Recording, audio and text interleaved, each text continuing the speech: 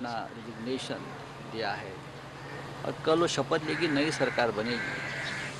अब तो पूरा नियंत्रण आज भी चुनाव आयोग और सेंट्रल जो फोर्स भेजा था लाखों की संख्या में, उनके हाथ में ही लॉ एंड ऑर्डर है। अगर कुछ हुआ है तो ज़रूर ये जिम्मेदारी सबकी बनती है। अब चुनाव ख़त्म हुआ है, अब चाहे लोग यहाँ के हो या वहाँ के हो, कोई भी हो, अगर संयम नहीं रखेंगे और खून खराबा बढ़ता ही जाएगा तो सबका नाम उसमें खराब हो जाएगा। अब लोगों ने ममता जी और उनके पार्टी को भारी बहुमत से जिता कर दिया है, तो सबसे ज़्यादा ये पहली जिम्मेदारी तृणमूल कांग्रेस के नेताओं की बनेगी कि लोगों को शांत करें। लेकिन ताली एक हाथ से भी नहीं बजती। हाँ सर, वहीं जिस तरह से बात करें, बीजेपी के नेता हैं दिल्ली के परवेज साहिब सिंह, वो कहते हैं कि जिस तरह से हिंसा हो रही है, वहाँ के नेता, वहाँ के विधायक, यहाँ के वहाँ के मुख्यमंत्री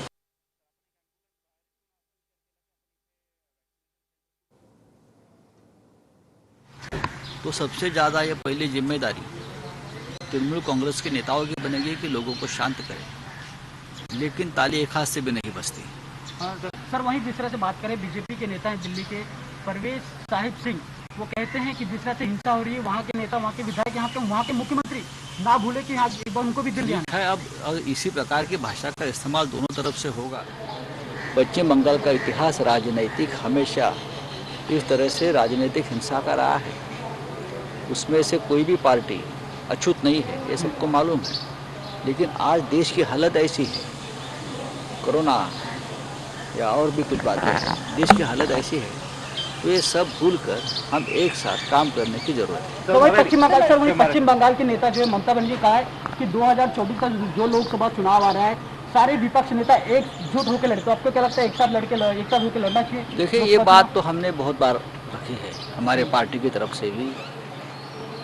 आदरणीय उद्धव ठाकरे जी ने भी ये बात रखी है, सबको एक साथ आकर लड़ना होगा। आपको मालूम है, शरद पवार साहब ने यह बात रखी है महाराष्ट्र से। अब ममता जी के इस चुनाव के बाद जिस तरह का उनको निर्णय मिला है पश्चिम बंगाल की जनता से, मुझे लगता है कि उसका आदर जो है करना चाहिए। और पूरा देश की भावना है जो बंगाल में उमटी है, पूरे देश की भावना है। जिस तरह से पूरा केंद्र सरकार, पूरी बीजेपी, पूरी सत्ता, पूरा पैसा, पूरी सेंट्रल एजेंसी वहाँ लगी थी ममता को हराने में, तो वो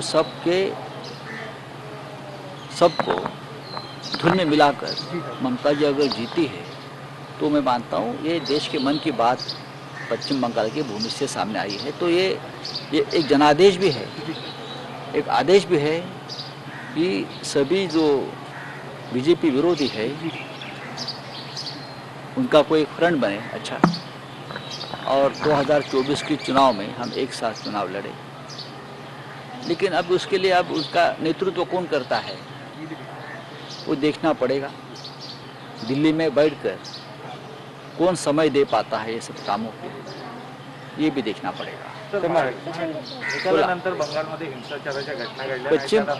पश्चिम बंगालमध्ये हिंसाचार सुरू असल्याच्या बातम्या फार दुःखद आहेत, चिंताजनक आहेत। खरं म्हणजे पश्चिम बंगालच्या जनतेनं ममता बॅनर्जी यांना जोरदार बहुमत प्राप्त करून दिलं आहे। म्हणजे पश्चिम बंगालचा जो निर्णय आहे हा एक ऐतिहासिक आणि क्रांतिकारक निर्णय आहे लोकांनी दिलेला। ही देशाच्या मनातली भावना तिकडे उमटलेली आहे। असं असताना आता दोन्ही बाजूनी संयम राखणं गरजेचं आहे। विशेषतः जो पक्ष सत्तेवर असतो हे त्यांचं काम असतं। मग तसं पाहिलं तर केंद्रात भाजपची सत्ता आहे आणि पश्चिम बंगालमध्ये ममता बॅनर्जी यांच्या पक्षाची सत्ता आहे। त्याच्यामुळे दोघांनाही संयमानं काम घ्यावं लागेल। पण दुर्दैवानं पश्चिम बंगालचा राजकीय इतिहास हा नेहमीच रक्तरंजित आणि हिंसाचारानं भरलेला आहे। हे जरी खरं असलं तरीसुद्धा आज देशाची स्थिती ही अत्यंत गंभीर आहे। सगळ्यांनी निवडणुकांमधले मतभेद वाद एक मिटवून करोनाविरुद्ध लढण्याची एक गरज असताना सुद्धा हे का होत आहे याचा विचार दोन्ही बाजूने करायला हवा। एकमेकांना धमक्या इशारे देणं थांबवायला पाहिजे। निवडणुका संपल्यावर हे सगळं वादळ जेव्हा संपतं तेव्हा नवीन पर्वाला सुरुवात होते। दुर्दैवानं पश्चिम बंगालमधल्या हिंसाचाराला जर कोणी खतपाणी घालत असेल ते खतपाणी घालणारे पश्चिम बंगालमधले आहेत की बाहेरून कोणी त्यांना उत्तेजन देत आहे ते सुद्धा पाहावं लागेल. धन्यवाद. सर आदर पुनाला सर आदर पुनाला जिस तरह से उन्होंने बीच में खबर आई थी कि आदर पुनाला कह रहे कि वो देश छोड़ के चले गए. खबरें आ रही थी कि उन्होंने कहा कि उनको कुछ नेताओं ने धमकी दी है वैक्सीन को लेकर. तो क्या बयान किस तरह दिखा देखिए ये अदर पुनावाला जी ने उसके बारे में एक एक्सप्लेनेशन दिया है जी सर. कि उनको तोड़ मोड़ कर गलत तरीके से उनका बयान सामने आया है, ऐसा पुनावाला जी ने कहा है. महाराष्ट्र में से तो उनको कोई इस प्रकार की धमकी नहीं दे सकता. मैं आपको बताना चाहता हूँ कोई बड़ा नेता या बड़ी पार्टी, ये महाराष्ट्र की परंपरा नहीं है. हम तो पहले से बोल रहे थे कि हमें गर्व है कि इस प्रकार की जो वैक्सीनेशन है महाराष्ट्र में बन रही है और वो पूरे देश के लिए बन रही है. कि देश की बात तो हमारे तरफ से या और कोई पॉलिटिकल पार्टी की तरफ से और जिसने इस प्रकार की बात रखी अपने चैनल पर उनको तो माफ़ी मांगनी पड़ी है. तो अगर कोई है तो उनकी जांच होगी. Law and order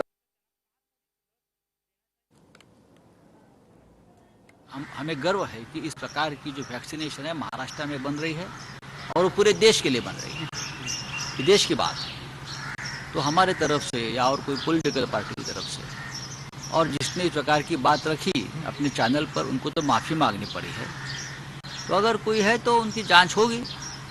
law and order का सवाल अगर वैक्सीनेशन के बारे में कोई निर्माण करता है, पैदा करता है, तो जरूर हमारी सरकार उसकी जांच करेगी. सर क्या सुरक्षा प्रोवाइड करी जिस तरह से केंद्र उनको सुरक्षा प्रोवाइड की है रियासत के अधिकारी? देखिए उनकी सुरक्षा करना ये सबकी जिम्मेदारी है क्योंकि उनका काम है वो देश की जनता के लिए है, जनता की सुरक्षा के लिए है और राष्ट्र के लिए है. तो ऐसे व्यक्ति की सुरक्षा करना ही हमारा फर्ज है.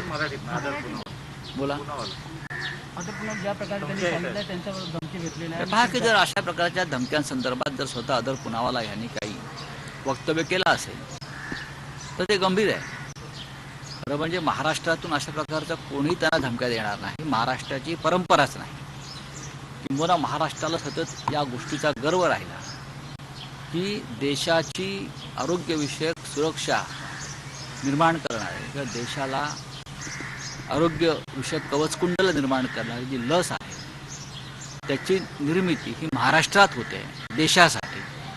ही एक राष्ट्रभक्तीची भावना महाराष्ट्राच्या मनात कायम राहिली. त्याच्यामुळे महाराष्ट्रातले कोणतेही नेते राजकीय पक्ष जी आमची परंपराच नाही अशा प्रकारे धमक्या दहशत निर्माण करणं ही आमची परंपराच नाही. जर कोणी करत असेल केली असेल तर त्या संदर्भात केंद्र सरकारनं आणि राज्य सरकारनं दोघांनीही खोलवर तपास करावा एवढंच मी सांगू शकतो. सर आशिष शेलारांनी काल सांगितलं शिवसेनेने